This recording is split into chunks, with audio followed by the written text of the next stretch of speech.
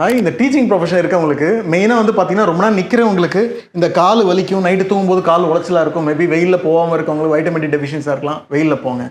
நின்றுட்டே இருக்கவங்களுக்கு இந்த இடம் வலிக்குதா, அடிக்கடி இந்த குதிக்கால் இப்படி தூக்கி தூக்கி இறக்கிட்டே இருங்க.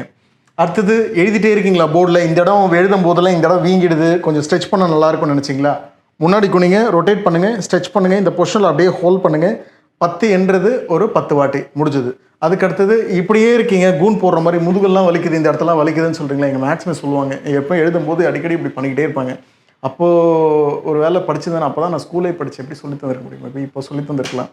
சரி, அடுத்தது வந்து பார்த்தீங்கன்னா முதுகில் தலானி, நான் ஏற்கனவே சொல்லியிருக்கேன், முதுகில் ஒரு பில்லோ மாதிரி ஏதாவது வச்சுட்டு வீட்டுக்கு முடிச்சு வந்த உடனே நீங்கள் டீச்சிங் ப்ரொஃபஷனில் இருக்கீங்கன்னா இந்த பொசிஷனில் வச்சுட்டு கால் நீட்டி அப்படியே படுத்துருங்க. இந்த பொசிஷனில் சும்மா ஒரு 15 நிமிஷம் இந்த பொசிஷனில் படுங்க.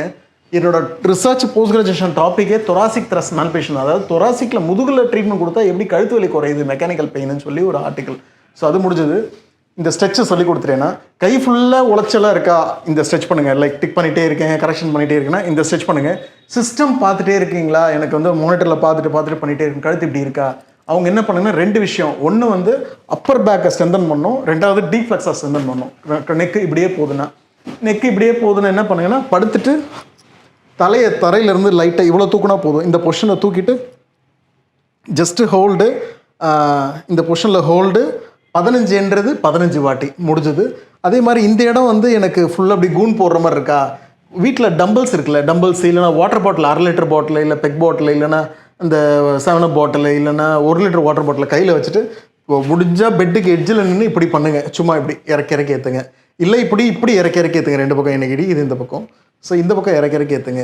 இது போதும் தாராளமாக. இந்த அப்படியே கூன் போட்டு போகிறது, இந்த கையை இந்த பொசிஷனில் வச்சுட்டு இல்லைனா தொங்க விட்டுருங்க. இப்படி சும்மா 2 நிமிஷம் அப்படியே தொங்கிட்டே இருக்கட்டும். கை அவ்வளோ ஃப்ரீயாக இருக்கும். சும்மா நீங்கள் வீட்டில் படுத்துட்டு சும்மா ட்ரை பண்ணுங்களேன், அப்படியே ரிலாக்ஸ்டாகிடும். விட்டிங்கன்னா அவ்வளோ பிரச்சனை சரியாயிடும். ஏன்னா இந்த பெட்ராலிஸ் மைனர் டைட்டஸ்னாலேயே இந்த இடம் இழுத்து பிடிக்குதுன்னு சொல்கிறோம் ரிசர்ச்சில். ஸோ அதனால் இப்படியே கூன் போட்டு கழுத்தை தேயும். ஸோ அதுவும் நல்லா ஹெல்ப் பண்ணும்.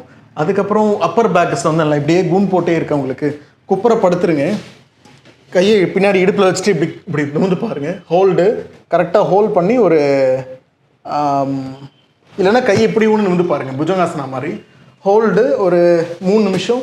அப்படி இல்லை 3 நிமிஷம்லாம் முடியலன்னா அட்லீஸ்ட் ஒரு 15 வாட்டி 5x3 இது தாராளமாக போதும்.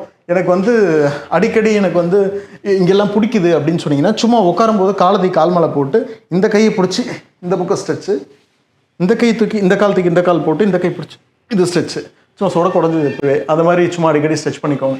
தாராளமாக போதும். டீச்சிங் ப்ரொஃபஷனில் இருக்கவங்களுக்கு இதுதான். இதை தவிர ஏதாவது கம்ப்ளைண்ட் இருக்கு எனக்கு, டைம் நான் சொன்னேன் இல்லையா, கால் உளைச்சல் இருக்கணும்னா கால்சியமோ இல்லை வைட்டமின் டெஃபிஷியன்சி இருக்கலாம், அப்படி தான் வெயிலில் போங்க.